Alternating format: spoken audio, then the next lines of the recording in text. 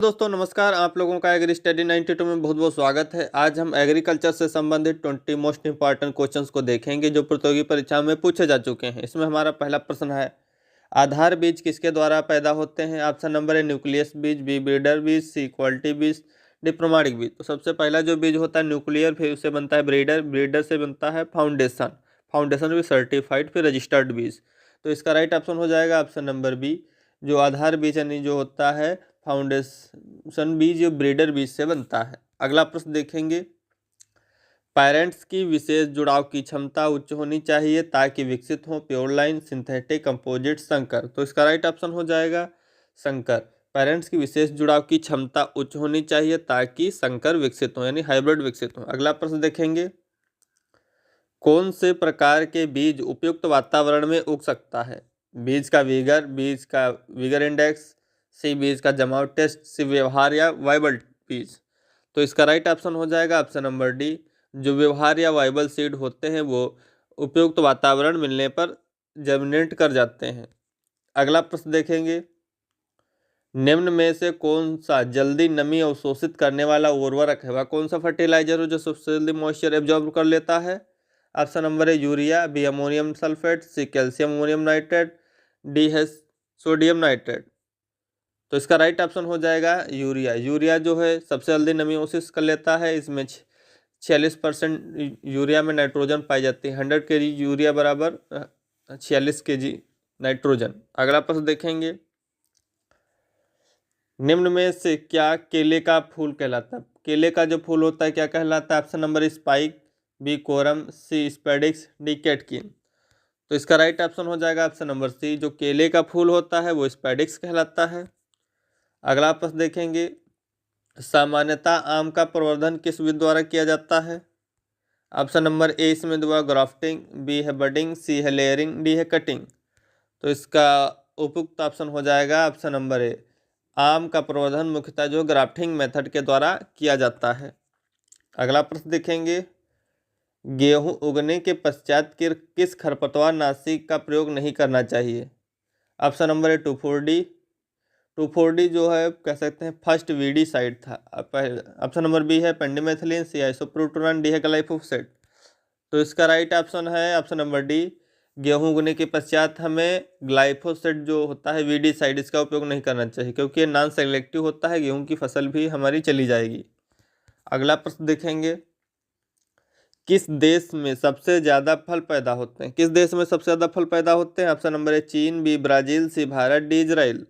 तो इसका right option हो जाएगा ऑप्शन नंबर ए, चीन में जो है सबसे ज़्यादा फल पैदा होते हैं। अगला प्रश्न देखेंगे, 92 kg नत्रजन के लिए यूरिया की कितनी आवश्यकता होगी? Option number 120 kg, B 200 kg, C 46 kg, D इनमें से कोई नहीं। तो इसका राइट ऑप्शन हो जाएगा option number B, 100 kg urea बराबर 46 kg नाइट्रोजन, इसलिए 200 kg यूरिया की जरूरत पड़ेगी 92 kg नाइट्रोजन के लिए। अगला प्रश्न देखेंगे, किस फलदार पौधे को मिलीबग सबसे ज़्यादा हानि पहुंचाता है? मिलीबग जो इंसेक्ट होता है किस फल को सबसे ज़्यादा हानि पहुंचाता है? ऑप्शन नंबर ए आम, बी पपीता, सी केला, डी अमरूद। तो इसका राइट ऑप्शन हो जाएगा मैंगीफेरा इंडिका यानी जो आम होता है इसको मिलीबग सबसे ज़्यादा हानि पहुंचाता है।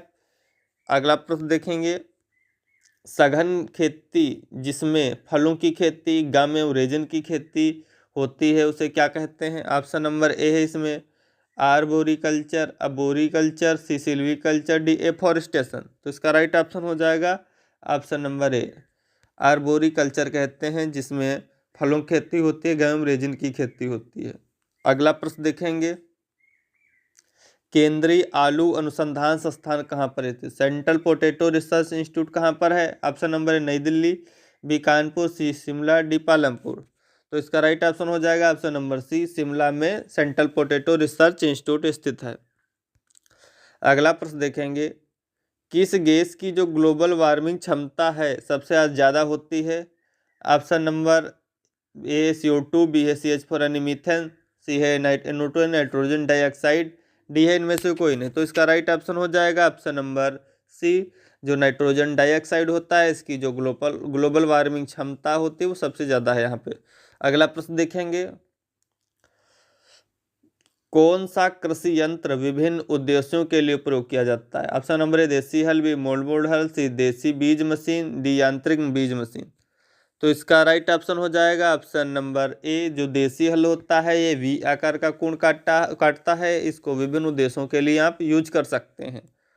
अगला प्रश्न देखेंगे, मेड़ एवं खूंड किस कृषि उपकरण द्वारा बनाए जाते हैं? ऑप्शन नंबर ए पलट पहिया हल, बी एमबी हल, सी मेंढ हल, सी बेसिन लिस्टर। तो इसका राइट ऑप्शन हो जाएगा ऑप्शन नंबर बी। जो मेड़ या खूंड होते हैं मेड़ हल के द्वारा बनाए जाते हैं। अगला प्रश्न देखेंगे, डिस्क जो हल होता है उसका डिस्क कोण क्या होता है? ऑप्शन नंबर 15 से 17 डिग्री, बी है 20 से 25 डिग्री, सी है 30 से 32 डिग्री, डी है 42 से 45 डिग्री। तो इसका राइट ऑप्शन हो जाएगा ऑप्शन नंबर बी। जो डिस्क हल होता है उसका डिस्क कोण 42 से 45 डिग्री होता है। अगला प्रश्न देखेंगे, गेहूं का भंडारण किस नमी में किया जाता है? Option number A 8%, B 12%, C 20%, D इनमें से कोई नहीं। तो इसका हमारा राइट ऑप्शन हो जाएगा ऑप्शन नंबर बी। गेहूं का जो भंडारण है उपयुक्त भंडारण 12% नमी पर किया जाता है। अगला प्रश्न देखेंगे, ट्रैक्टर का आविष्कार किसने किया था? ऑप्शन नंबर ए है फ्रोहलिस, बी रुडोल्फ डीजल, सी जुडसन, डी लुंडीफोम। तो इसका राइट ऑप्शन हो जाएगा ऑप्शन नंबर ए। फ्रोहलिस के द्वारा ट्रैक्टर का आविष्कार किया गया। और जो सबसे पुरानी ट्रैक्टर की कंपनी है इंडिया में वो है आइसर, और सबसे ज़्यादा जो ट्रैक्टर पैदा करता है बनाने वाली कंपनी इंडिया में ही है। अगला प्रश्न देखेंगे, कौन सा हल सबसे ज़्यादा नमी संचित करता है? ऐसा कौन सा हल है जो सबसे ज़्यादा नमी संचित करता है? ऑप्शन नंबर ए है एमबी हल, बी है कल्टीवेटर, सी है चीजल हल, डी है डिस्क हल। तो इसका राइट ऑप्शन हो जाएगा ऑप्शन नंबर सी। जो चीजल हल होता है वो सबसे ज़्यादा मॉइस्चर यानी नमी को संचित करता है मृदा में। अगला प्रश्न देखेंगे, भारत की सबसे ज़्यादा कृषि यांत्रिक फसल कौन सी है? भारत की सबसे ज़्यादा कृषि यांत्रिक फसल कौन सी है? ऑप्शन नंबर धान होती है ओराइजा सेटाइवा, बी है गेहूँ ट्रिटिका मिस्टिवम, सी है मक्का एनिजिया मेज, डी है गन्ना यानी सोरगम ऑफिसिनेरम। तो इसका राइट ऑप्शन हो जाएगा ऑप्शन नंबर बी। जो गेहूं है ट्रिटिका मिस्टिवम, इसमें 22 क्रोमोसोम होते हैं। ये भारत की सबसे ज़्यादा कृषि यांत्रिक फसल है।